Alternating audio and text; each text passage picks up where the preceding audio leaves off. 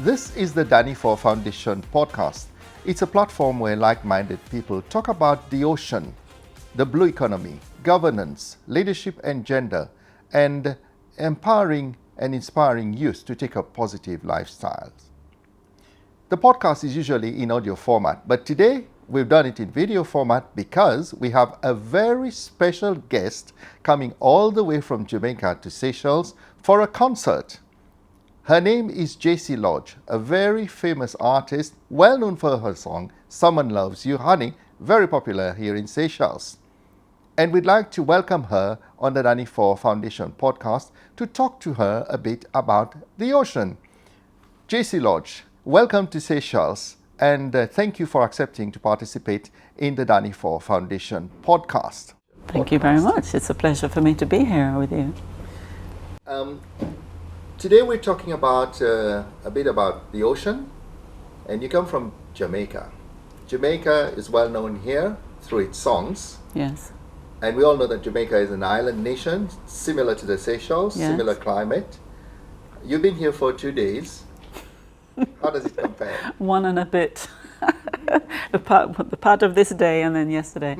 So, yeah, but we did notice on our way in that the topography is quite similar in some ways. We don't have those rocky mountains, but we do have mountainous regions. And of course, the flora is quite similar. The people are warm like Jamaican people and mixed up like we are too, you know, mixed racially, yeah. And we're also into music. And you also love music just like Jamaica does, yes. Coming from an island nation, Jamaica, and being in Seychelles, how does the ocean influence the lives of Jamaicans? We love fish in Jamaica, so that's a big industry for us. Jamaican people enjoy their fish meals, so fishermen, of course, make their livelihood from that. When we used to live there, because we're no longer living in Jamaica, but when we lived there, we loved to be by the sea, and so many Jamaicans did. Unfortunately, I think due to ignorance, we did pollute our beaches quite a bit, and this is something that's being addressed now.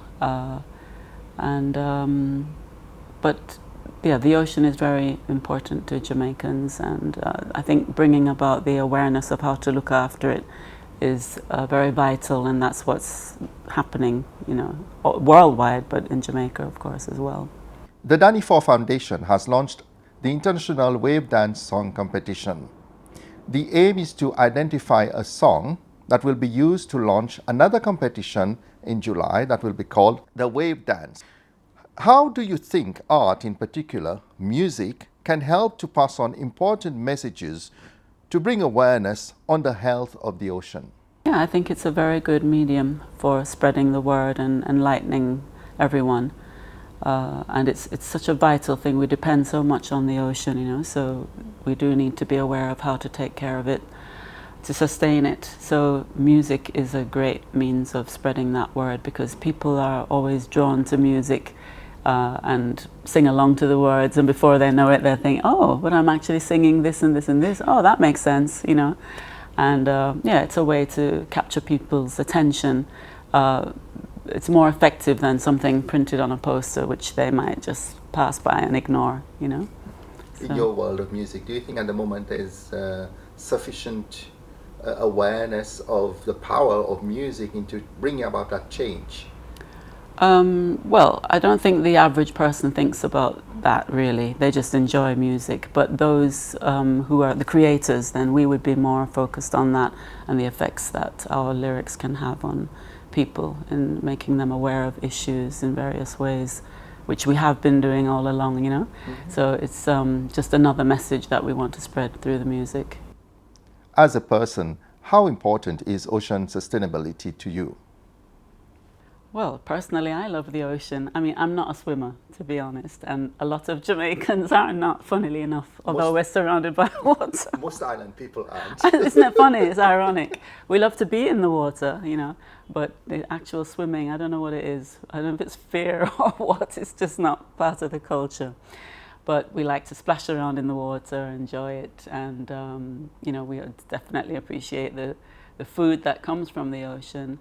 and boating and all the activities that take place on the ocean. We enjoy that. So it's very important for us. What kind of planet do you wish your children, your grandchildren, your great-grandchildren to live in future? I wrote a song about that, a few years ago. It was to do with the environment. What about the children? What's gonna be left for them if we keep on doing what we're doing? What about the children? Will there be a place for them where they can grow, learn and play and keep on smiling? And it goes on to talk about what we're doing to our precious planet, and how we can treat it better in order to leave it a wonderful place for our children. So. As an accomplished artist, and artists are very influential to you, young people, what message have you for the youth that would inspire them to take up positive lifestyles? Well, I also teach part-time. I teach primary school children part-time, and we often are reminding them about recycling, very practical day-to-day things that they can help with. And funnily enough, just last week I was saying, that all these schools, we practice telling the children about recycling, but the actual day-to-day doing it, I don't see that going on so much. They'll have 2 bins in the classroom sometimes, and I say to the children, which one do you put your paper in? And they go, that one. No, that one. And so, when you look in it, you're seeing the fruit peels and things and all mixed together. So it's something that we have to really keep persistent. Yes, we have to be persistent with it on a daily basis and show them, and explain why it's not a good idea to do that, because then, it's all being lumped together and, we need to keep it separate. So this goes here, this is renewable, but that isn't, and, explaining these things in a practical way. So it's ongoing. It's not an easy task. We have to keep at it.